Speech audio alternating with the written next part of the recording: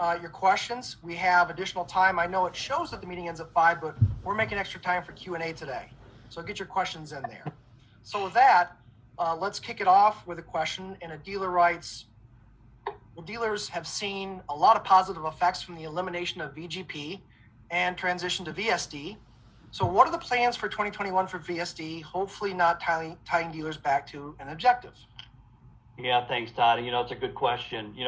Change is hard. I mean, we were running VGP as long as I can remember, back to 2010, 2011. And the pandemic, it drove a change. I mean, we really giving a dealer objective made no sense. And we really felt some really positive effects of it. One, dealer profitability was better.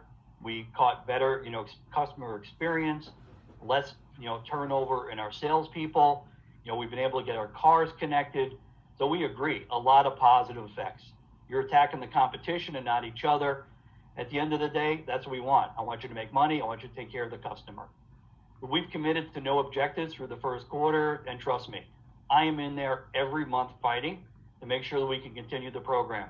The company is supportive, and as long as we continue to show these positive effects, hey, I'm pretty confident we can hold this year together with no objectives. Continue to sell, make a bunch of money, grow share for us, and it just makes my conversations a lot easier. So, thank you for your efforts in keeping it rolling. All right. We're going to shift gears to EVs and the hybrids. And a dealer would like to know what's the EV or hybrid plan for all the brands, and how soon before they see an EV targeting a large volume segment? Yeah, so look, there's a lot of conversation in regards to our product portfolio. Hey, for right now, we have the Pacifica PHEV. It's electrified. We've increased our sales, 262% year over year in the month of January. You will probably start seeing the Wrangler 4xe in your marketplace here in the next, call it 60 days. That's another piece that's coming at us. And then right after that, we'll have a Grand Cherokee 2-row that'll be electrified as well.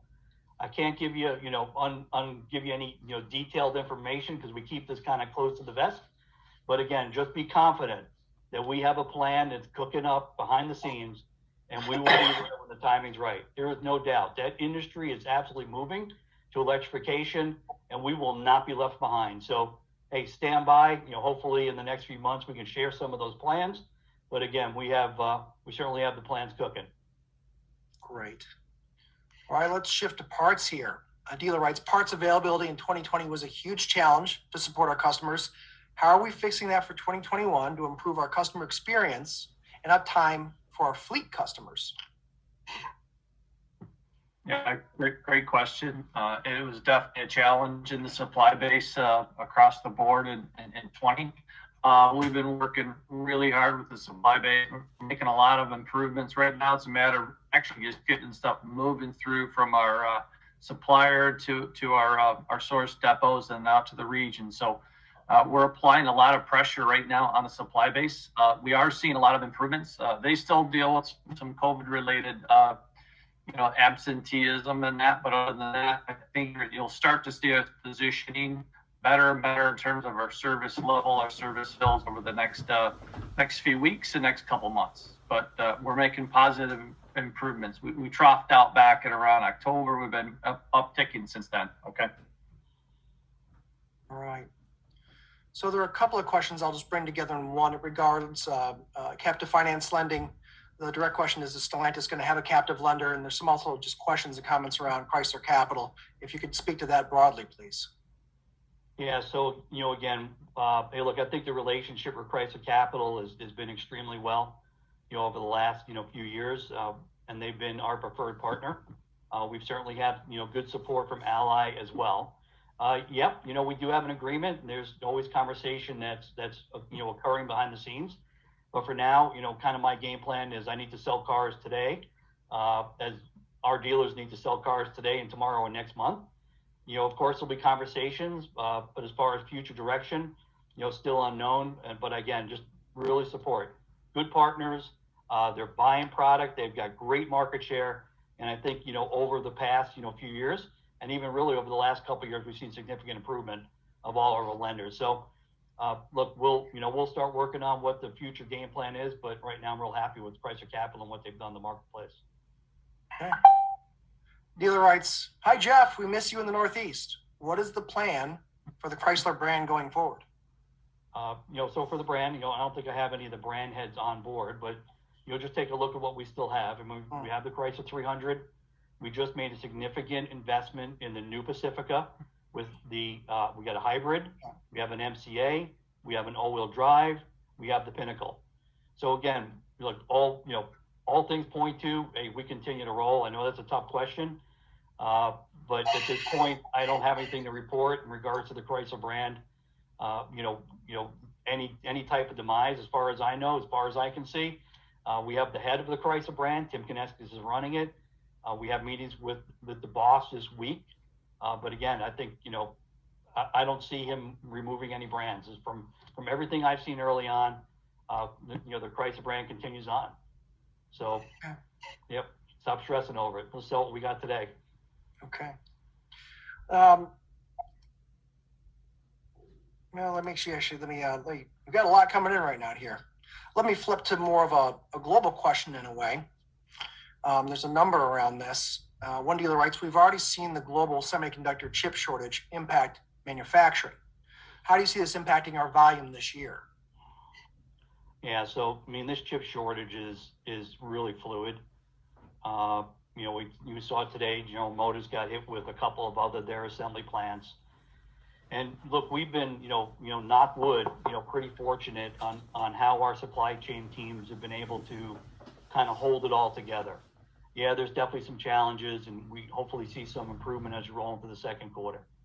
The products that have been most impacted for us really has been Compass. We took the Compass plant down in the month of January, and we also announced that we took the Compass plant down in the month of February. Some challenges for Windsor as well that we've been dealing with. But the other products that have been affected, we have not affected the retail builds. We had some rental builds that were in the plan, and unfortunate for those rental car companies, we just won't build their products as we favor the retail channel. So again, knock wood, I haven't seen any negative product production for the retail channel. DT Truck, DS, Wranglers, Gladiators, all of our really fast sellers, Jefferson, Grand Cherokees, Durangos, I'm not feeling any of it, and you shouldn't be either. Some challenges on Compass.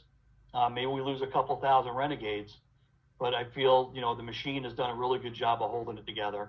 And then again, hopefully as we move through the second quarter, we see improvement. So, again, knock wood, again, fluid, but for the minute, we're holding together the heavy metal for our dealers. Okay. Yeah, so you talked about some of the vehicles. There's a number of questions around production. And so one dealer's asking, when do you anticipate factories being at full production? And there's another question in there that's asking specifically about DT trucks, ProMaster and Wrangler. And they're not seeing the schedules on those models anywhere near past levels, at least in the dealer's experience.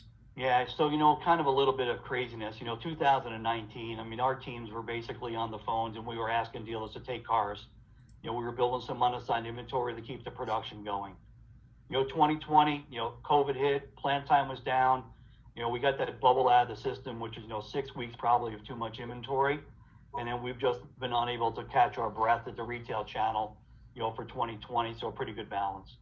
Our assembly plants are pretty much at pre-COVID levels. Probably call it 97, 98% of the pre-COVID levels of what we're running, every bit of it.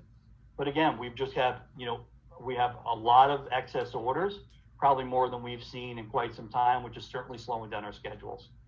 And you don't want to call out a competitor, but I just got to give a shout out to General Motors as far as total availability. They had the same number of cars as we did last month on the ground, and they outsold us by 50,000 units. So I'm not sure how they did that, except for they figured out how to turn what they had really quick. So again, where we return a third of our inventory, we need to start making believe that we are Toyota, we are Honda. We can turn this stuff quick. We got to turn our units, probably, quicker. It's got to be 35, 40 days quick than what we typically do. That's how we're going to keep up with it. Hey, this is good news. If you keep turning the inventory, it keeps the credits coming, your interest expenses down, and it keeps your inventory fresh. So again, I know we all want more cars. Our inventory actually grew 5,000 units between today and where we closed the month of January. The cars are coming, but we just need to figure out how to turn these things faster and drive our retail sales. So, we're building them as fast as we can, and we just need you to keep selling them as fast as you can. Okay, thank you. We're going to pivot now to a question about the JD Power survey. Dealer writes, you spoke a lot about the JD Power survey, and it seems some of the questions on the survey are setting the dealers up to fail. Who comes up with these questions, and can you address the negative questions on the survey? Hey, good afternoon, everybody, and thanks for the question. I appreciate it. What we tried to do this year is basically align our internal survey that we send every customer after the sale and after any visit to the service department. In the past, it's been a bit disconnected from JD Power, so we literally copied JD Power's questions. You know, a lot of our competitors do that, and it helps us in measurement, if you will, and really determining where we have issues that we need to address from a process point of view and what have you. So we've adjusted the questions to be more in line with the actual JD Power survey, as many competitors have done. And I'll tell you, so far the results are they're not bad. We're doing well on the questions. We started measuring the new survey in the month of January.